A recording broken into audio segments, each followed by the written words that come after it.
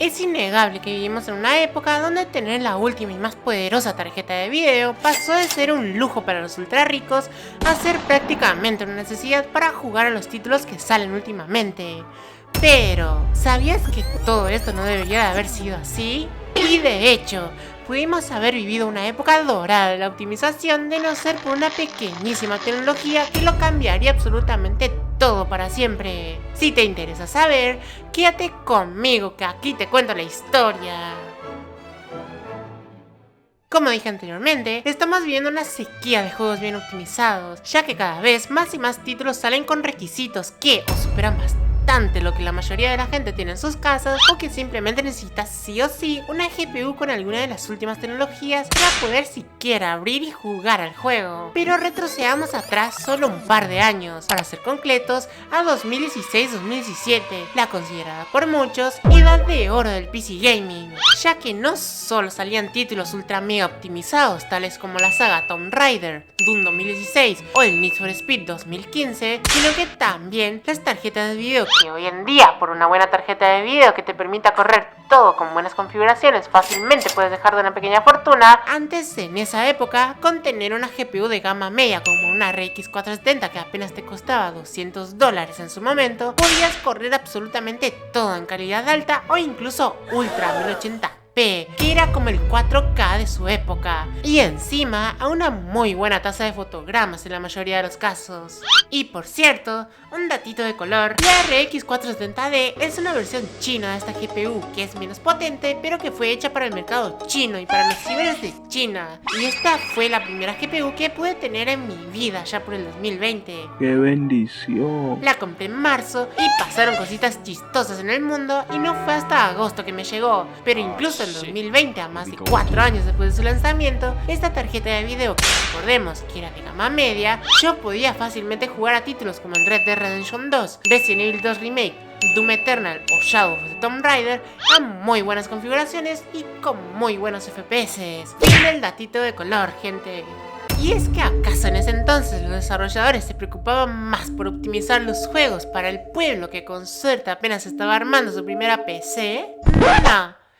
Pero a la vez sí, ya que no hacían esto desde lo más profundo de sus corazones, sino que lo hacían por pura necesidad, pues no había otra forma de hacer videojuegos. No fue hasta 2018 que aparecería una nueva tecnología que lo cambiaría todo completamente, y pasaríamos a la era moderna de juegos que conocemos hoy en día, ya que ese año Nvidia lanzaría la serie 2000, o también conocidas como las RTX 2000, siendo un lanzamiento algo controversial, ya que no solo no eran más potentes que la generación anterior, las GTX 1000, sino que también costaban más y dependían completamente de una tecnología nueva que lanzaron con estas tarjetas de video para poder rendir mejor que la generación anterior. Y sí, gente, estoy hablando del tan conocido DLSS. Si bien hoy en día usamos DLSS para casi todos los juegos que hay en el mercado, esto no es necesariamente porque queramos o porque nos guste, pues por si no lo sabían, esta tecnología lo que hace es renderizar el juego a una resolución menor y luego rescalarlo usando algoritmos matemáticos o directamente inteligencia artificial en el caso de Nvidia. Buenas tus momos con pudiendo llegar a renderizar un juego a menos del 10% de la resolución original, como en el caso del Silent Hill F, pasando de 4K a unos ridículos 360p, que para que se pongan en contexto, así es como se ve un video 4K y así uno a 360p. Todo esto se hace para poder lograr un mejor rendimiento en los juegos actuales, pues cada vez se implementan más y más tecnologías como Ray Tracing, Lumen, Nanite, etc., que tanquean completamente el rendimiento una vez los actives, y es por eso que es completamente necesario usar DLSS hoy en día. No porque queramos, sino porque es una necesidad para correr los títulos hoy en día. Y ustedes se preguntarán, ¿cómo fue que pasó esto? ¿Cómo fuimos de correr Doom con todo en ultra más de 60 FPS en una gráfica de gama media de menos de $200 a que el más actual Doom de Dark Ages no lo pueda correr bien ni siquiera una RTX 5070 de más de $600?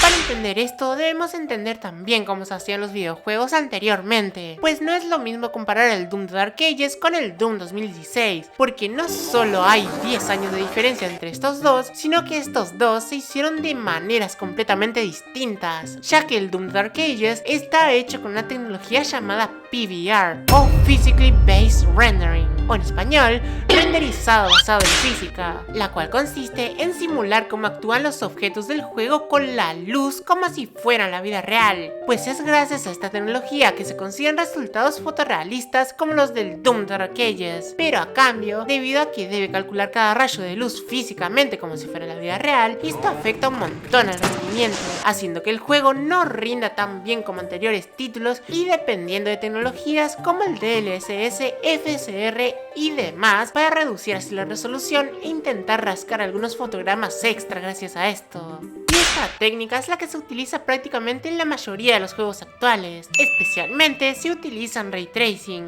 ya que esto aumenta un montón el realismo de los títulos al calcular los rayos de luz como si fuera un objeto real que interactúa con las cosas del mundo del juego. Pero por otro lado, antiguamente se utilizaba el rasterizado normal simplemente para poder hacer juegos, nada de Ray Tracing ni nada de que la luz interactúe con cada objeto del juego. Y si bien esto podía dar resultados sorprendentes como los de Doom Eternal, que logra verse fantástico y funcionar a más de 200 FPS incluso con todo al máximo, también este tipo de renderizado tiene sus propios problemas, pues no solo es menos preciso que el Physically Based Rendering, teniendo los típicos problemas de que por ejemplo algunos objetos en el mundo se ven como si estuvieran flotando o de un color distinto a los demás, sino que aparte de eso, también es muchísimo más tardado de implementar que el Physically Based Rendering, ya que para hacer un juego antiguamente debías hacer cosas como precalcular las luces, los reflejos y a veces hasta las animaciones de las cosas, y debías hacer todo esto para cada habitación y cada lugar del mapa del juego, haciendo que gran parte del desarrollo se ha centrado en justamente hacer esto mismo. Y si bien se podía llegar a conseguir resultados sorprendentes como el de Need for Speed 2015 o Battlefield 1, la mayoría de desarrolladores optaría por pasarse al otro método, pues no solo les ahorraría muchísimo tiempo de trabajo, sino que también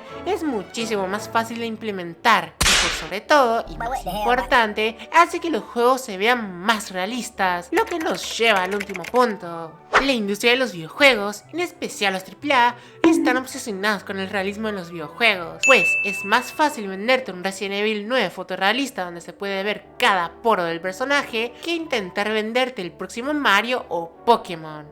Esperen, mal ejemplo, el público de esos dos últimos compran lo que sea. La cuestión es que el realismo vende en esta industria, eso no lo puede negar nadie, y es gracias a esto que tantas empresas apuntan cada vez más y más a hacer sus videojuegos todos los fotorrealistas que puedan, pues eso es lo que vende. Si no, simplemente tomen el ejemplo de Hellblade 2, donde el juego es prácticamente una película interactiva, ya que se ve increíblemente realista, pero el gameplay... Aquí no hablamos del gameplay, gente. Pero aún así, solo por tener graficazos, el juego logró vender bastante bien para ser lo que es. Y todo este realismo es lo que hemos estado acarreando a nuestras espaldas, o mejor dicho, a nuestros bolsillos. Pues todas estas tecnologías son súper pesadas de correr, haciendo que una gráfica de $600 de última generación apenas pueda con el Doom de Dark Ages, siendo que hace tan solo 10 años atrás, con una GPU de menos de $200 tenías tarjeta de video para rato y hasta sobrada en muchos casos. En fin, gente, este fue el video de la semana, espero que les haya gustado. A mí me encanta hablar de todo este tipo de temas y si gustan para el próximo video podríamos tratar más a fondo todo el temita del DLSS o el Ray Tracing, que sé que a muchos nos entran escalofríos de solo escuchar esas palabras. Aprovecho este momentito para pedirles que se suscriban al canal si les gustó el video. Pido perdón si mi voz se escucha algo ronca, pues ando bastante enfermo últimamente. Y les mando un abrazo enorme, gente. Un beso enorme en las nalgas. ¡Qué bendición! Y nos vemos en la próxima, gente. Bye.